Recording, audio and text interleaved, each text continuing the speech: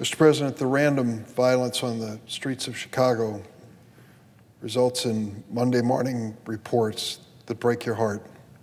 100 people shot on the 4th of July weekend. The following weekend, 50. The weekend after that, 70. It never stops. These mass shootings have become part of life in many cities across America, and it's a heartbreaking reality. There are many ways to look at it. I've tried my best to understand it and to respond from a legislative point of view. But as we contemplate the possibilities and debate the opportunities that we have to change things, the killing just goes on and on and on. The city of Chicago, like many cities in the United States, is awash in guns. Awash in guns. The police, I believe, the statistic, have confiscated 16,000 so far this year and still counting. Thousands and thousands and thousands of guns. In the roughest parts of Chicago, you wave a couple $20 bills and you'll have a handgun in a matter of minutes. And that really is no age check involved in it. Young kids, as much as older folks, buying these guns right and left, claiming they're for self-defense, and many times just putting them into the machinery of crime and death that has become such a predictable part of life in that great city. Chicagoans across every possible demographic this morning are shocked and grieving to learn that another Chicago police officer was killed in the early morning hours. The slain officer was just 29 years old, 29. She was assigned to the community safety team, a special unit of officers from various districts who were pooled and sent to the meanest, most dangerous hotspots in the city. Her name has not been released. She and another Chicago police officer were shot last night when they pulled over a car in the Inglewood neighborhood on Chicago's south side. The second officer is hospitalized as well and fighting for his life. 2 suspects have been arrested and a third is being sought. Gun violence and gun death are daily threats in many neighborhoods.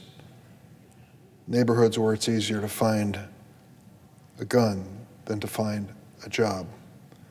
Sadly, it's increasingly a mortal threat to the Chicago police officers who work in these neighborhoods. Several months ago, I had an impromptu, unreported meeting with Chicago police force and just invited anyone in who wanted to sit with a senator and try to explain what's going on. Well, 8 of them showed up. They're pretty well representative of the Chicago Police Department, black, white, and brown, male and female, Hispanic, African American, young and old. And they talked about the world they lived in and how the odds were against them on the streets of Chicago. The bad guys just have too damn many guns. And that is a reality. They don't buy those guns in the city of Chicago, incidentally. They buy them outside of Chicago, Northwest Indiana.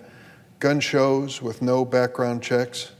The gangbangers just take a 15, 20-minute trip over the Indiana-Illinois border, go to a gun show and load up their trunks with more guns, bring them back in and sell them in the streets of Chicago.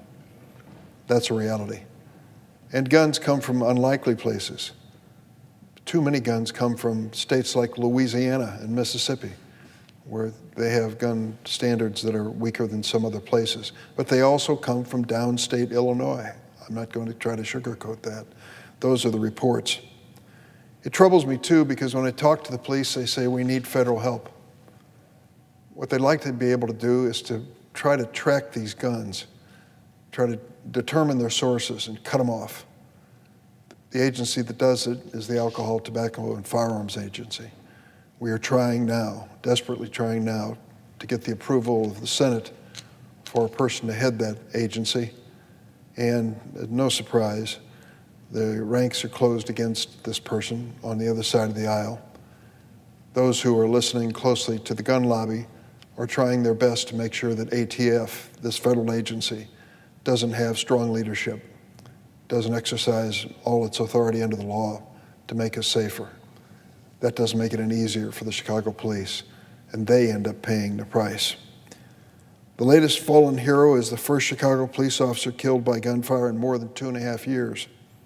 But nearly 40 Chicago police officers have been shot or shot at in the line of duty this year. That is part of the duty, a responsibility they face as they prowl the streets and alleys of that great city.